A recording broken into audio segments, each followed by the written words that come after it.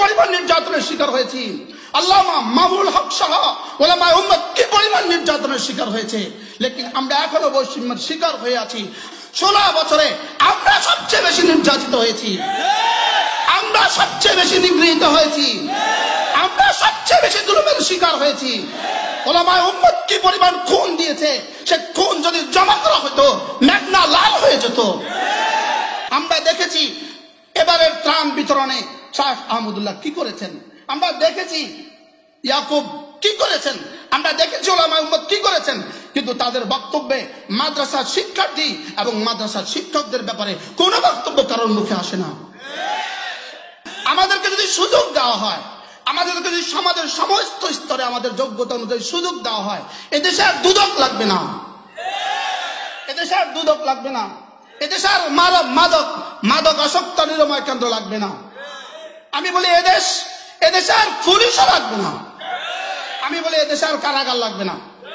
যদি আমাদেরকে সুযোগ দেওয়া হয় এদেশে আর কোনো অপরাধী থাকবে না।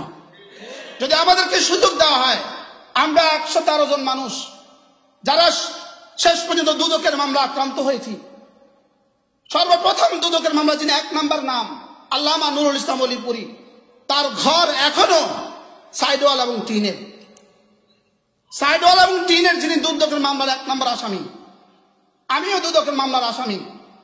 জীবনে কখনো দুদকের দল, দুর্নীতির দল আমরা দেখি নাই, জীবনে কখনো দুর্নীতির আমরা কল্পনাও করি নাই, আমাদেরকে দুদকের মামলার আসামি করা হয়েছে।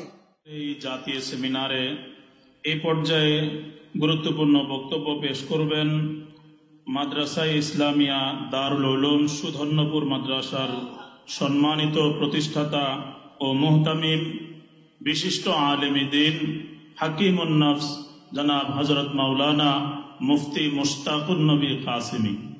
এই পর্যায়ে আলোচনা পেশ করবেন জনাব হযরত মাওলানা মুফতি মুশতাকুন নবী কাসেমী দামাত বারাকাতুহুমুল আলিয়া, প্রতিষ্ঠাতা মুহতামিম মাদ্রাসা ইসলামিয়া দারুল উলুম সুধন্যপুর।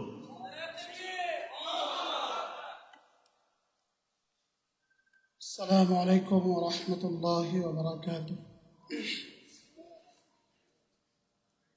আলহামদুলিল্লাহি রাব্বিল আলামিন ওয়াস সালাতু ওয়াস সালামু আলা সাইয়্যিদিল আম্বিয়া ওয়াল মুরসালিন ওয়া আলা আলিহি ওয়া আসহাবিহি আজমাইন, আম্মা বা'দ। আজকে জাতীয় উলামা মাশায়েখ আইম্মা পরিষদ কর্তৃক আয়োজিত আজকের এই কওমি সনদের মূল্যায়ন ও বাস্তবায়ন পদ্ধতি এর দাবিতে আমার মনে হয় এটাই বাংলাদেশে প্রথম সেমিনার। ইতিপূর্বে বাংলাদেশের পর থেকে আমাদের যত আকাবের চলে গিয়েছেন, সকলের সমন্বিত প্রচেষ্টায়, সকলের আবেদনে যারা ইতিমধ্যে প্রয়াত হয়ে গিয়েছেন, আল্লাহ তাআলা তাদের কবরগুলোকে জান্নাতের টুকরো বানিয়ে দেন। একই সঙ্গে আল্লামা নুরুল হোসেন কাসেমী রাহিমাহুল্লাহ তাআলা সহ সকলেই যেভাবে আমাদের স্বীকৃতির জন্য চেষ্টা করেছেন, শেষ তক আমাদেরকে স্বীকৃতি দেওয়া হয়েছে, লেকিন এই স্বীকৃতি ছিল আমাদেরকে চির গোলাম বানাবার স্বীকৃতি। এই স্বীকৃতি শুধুই আমাদেরকে চেপে রাখার স্বীকৃতি ছিল।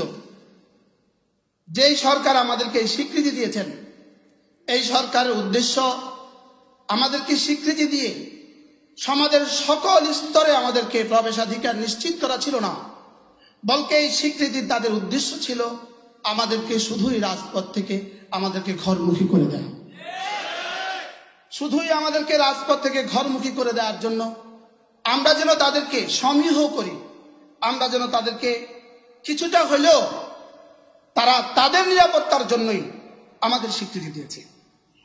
লেকিন এই স্বীকৃতি যদি শুধু স্বীকৃতির জায়গাতেই বহাল থাকে, এই স্বীকৃতির কিয়ামত পর্যন্ত আমাদের জন্য কোনো ফল বয়ে আনবে না, এটা আমাদের জন্য কোনো সুফল বয়ে আনবে না। এজন্য স্বীকৃতি যদি বাস্তবায়ন না হয়, ওই স্বীকৃতির কোনো প্রয়োজন নাই। আমরা চাই স্বীকৃতির বাস্তবায়ন, আমরা চাই আমরাই এক জাতি, আমরাই কওমি মাঝার সূর্য সন্তানেরা, আমরাই এক জাতি যারা শিক্ষা ও দীক্ষা, তালিম ও তরবিয়তের সমন্বয়ে আমরা এক জাতি। আমরা ওই শিক্ষা আমাদের ছাত্রদেরকে দেই না যে শিক্ষা দুর্নীতির দ্বার উন্মুক্ত করে দেয়, এই শিক্ষা আমরা আমাদের ছাত্রদেরকে দেই না। ওই শিক্ষা আমরা আমাদের ছাত্রদেরকে দেই না যে শিক্ষা রডের পরিবর্তে বাঁশ দেয়। ওই শিক্ষা আমাদের জাতিকে আমরা দেই না যারা যারা যে ডাক্তারগুলো তাদের অপারেশনের সময় পেটে ছুরি রেখে চলে যায়। আমরা এমন শিক্ষা দেই না, আমরা দুর্নীতির শিক্ষা দেই না। আমাদেরকে যদি সুযোগ দেওয়া হয়, আমাদেরকে যদি সমাজের সমস্ত স্তরে আমাদের যোগ্যতা অনুযায়ী সুযোগ দেওয়া হয়, এদেশে আর দুদক লাগবে না, এদেশে আর দুদক লাগবে না, এদেশে আর মাদক আসক্ত নিরাময় কেন্দ্র লাগবে না। আমি বলি এদেশে আর পুলিশও লাগবে না, আমি বলি এদেশে আর কারাগার লাগবে না। যদি আমাদেরকে সুযোগ দেওয়া হয় এদেশে আর কোনো অপরাধী থাকবে না। যদি আমাদেরকে সুযোগ দেওয়া হয়, আমরা 113 জন মানুষ যারা শেষ পর্যন্ত দুদকের মামলা আক্রান্ত হয়েছি। সর্বপ্রথম দুদকের মামলা যিনি 1 নম্বর নাম আল্লামা নুরুল ইসলাম অলিপুরি, তার ঘর এখনো সাইডওয়াল এবং টিনের। সাইডওয়াল এবং টিনের যিনি দুদকের মামলার 1 নম্বর আসামি, আমিও দুদকের মামলার আসামি। জীবনে কখনো দুদকের দল, দুর্নীতির দল আমরা দেখি নাই। জীবনে কখনো দুর্নীতির আমরা কল্পনাও করি নাই। আমাদেরকে দুদকের মামলার আসামি করা হয়েছে, অথচ পৃথিবী জানে এদেশে দুর্নীতি কারা করে। আমরা দুর্নীতি বিরোধী এক সমাজ চাই, আমরা দুর্নীতি বিরোধী এক দেশ চাই। আমরা এমন এক দেশ চাই যে দেশের সুইপার থেকে সচিব পর্যন্ত সকলেই হবে দুর্নীতি মুক্ত। আমরা এমন এক দেশ চাই যে দেশের সুইপার থেকে সচিব পর্যন্ত সকলেই হবে নামাজি। আমরা এমন এক দেশ চাই, সে দেশের জন্য সর্বস্তরে কওমি মাদ্রাসার প্রবেশাধিকার নিশ্চিত করা হোক। আমাদেরকে সুযোগ দেওয়া হোক, আমাদেরকে সুযোগ দেওয়া হোক।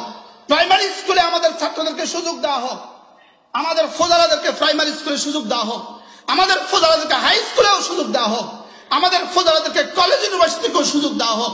বাংলাদেশের প্রতিটা সরকারি ইউনিভার্সিটিতে আমাদের ফাজলদেরকে, আমাদের ফারেকদেরকে প্রতিটা ইউনিভার্সিটিতে ভর্তির সুযোগ দেওয়া হোক, মাস্টার্স পুনঃ করার সুযোগ দেওয়া হোক। আমাদের প্রতিটা ইউনিভার্সিটিতে বাংলাদেশের কওমি মাদ্রাসার ফাজলদেরকে পিএইচডি করার সুযোগ দেওয়া হোক। এই হলো আমাদের প্রাণের দাবি। এটাকে যদি উপেক্ষা করা হয় তাহলে 16 বছরের কোরবানিকে উপেক্ষা করা হবে। শেষ লোকমা দিয়ে পেট ভরে না, শেষ লোকমা দিয়ে পেট ভরে না। শুধু জুলাইয়ের আন্দোলন দিয়ে ফ্যাসিস্ট চিরতরে পতন হয় নাই, 16 বছরের ওলামাদের কোরবানি দিয়ে ফ্যাসিস্ট সরকার পতন হয়েছে। প্রথম লোকমা সহ শেষ লোকমার যেমন অবদান, শেষ লোকমার যেমন অবদান, প্রথম লোকমার ঠিক তেমন অবদান। 16 বছরে আমরা সবচেয়ে বেশি নির্যাতিত হয়েছি, আমরা সবচেয়ে বেশি নিগৃহীত হয়েছি, আমরা সবচেয়ে বেশি জুলুমের শিকার হয়েছি। ওলামায়ে উম্মত কি পরিমাণ খুন দিয়েছে, সে খুন যদি জমা করা হতো মেঘনা লাল হয়ে যেত। আমরা আয়নাগরে কি পরিমাণ নির্যাতনের শিকার হয়েছি, আল্লামা মামুনুল হক সহ ওলামায়ে উম্মত কি পরিমাণ নির্যাতনের শিকার হয়েছে। লেকিন আমরা এখনো বৈষম্যের শিকার হয়ে আছি। আমরা দেখেছি এবারের ত্রাণ বিতরণে শাহ আহমদুল্লাহ কি করেছেন, আমরা দেখেছি ইয়াকুব কি করেছেন, আমরা দেখেছি ওলামায়ে উম্মত কি করেছেন। কিন্তু তাদের বক্তব্যে মাদ্রাসার শিক্ষার্থী এবং মাদ্রাসার শিক্ষকদের ব্যাপারে কোনো বক্তব্য কারোর মুখে আসে না। কেন আমরা বৈষম্যের শিকার হলাম? এজন্য আমরা আমাদের প্রাণের দাবি, আজ থেকে আমরা নতুন আওয়াজ তুলব। এদেশে নতুন আওয়াজ উঠেছে ইনশাআল্লাহ। এই আওয়াজ পুরা হবেই হবে ইনশাআল্লাহ, এই আওয়াজ পুরা হবেই হবে ইনশাআল্লাহ। আমাদের ছাত্ররা প্রমাণ দেখিয়েছে। আমাদেরকে সুযোগ দেন, আমাদেরকে সুযোগ দান করেন। ডক্টর আফম ও খালেদ আমাদের এই ঘরের সন্তান, যিনি মসজিদে গেলে খতিব, যিনি মিম্বারে গেলে ওয়াইজ, যিনি ঘরে গেলে পীর, হাদিসের মস্তনে যিনি মুহাদ্দিস। আলহামদুলিল্লাহ, লিখনের জগতে তিনি পৃথিবী বিখ্যাত লেখক, সাংবাদিকতার পেশায় পৃথিবী বিখ্যাত সম্পাদক। এজন্য কোন অংশে আমাদেরকে পিছিয়ে ফেলে রাখবেন? আজকের বাংলাদেশে আমি বলি, যদি বাংলা লিখার প্রতিযোগিতা আমাদেরকে অবতীর্ণ করে দাও, আমরাই হব সেরা। ইংরেজি লিখাতে যদি আমাদেরকে দিয়ে দাও, আমরাই হব সেরা। ইংরেজি বলনে আর পঠনে যদি আমাদেরকে দিয়ে দাও, আমরাই হব সেরা। বক্তব্যে আমাদেরকে দিয়ে দাও, আমরাই হব সেরা ইনশাআল্লাহ। আমাদেরকে যদি এই সুযোগ দানে বাধিত করেন, মৌলানা হাসান জামিলের মতো আমিও আদাবের শব্দ ব্যবহার করছি, এই সুযোগ দানে যদি আমরা আমাদেরকে বাধিত করেন, আমরা আপনাদের কৃতজ্ঞ থাকব, আমরা আপনাদের কাছে চিরকৃতজ্ঞ থাকবো এবং আপনাদের জন্য আমরা কিয়ামত পর্যন্ত জাতি আপনাদেরকে স্মরণ করবে। ওয়া মা তাওফীকি ইল্লা বিল্লাহ আলাইহি তাওয়াক্কালতু ওয়া ইলাইহি উনীব।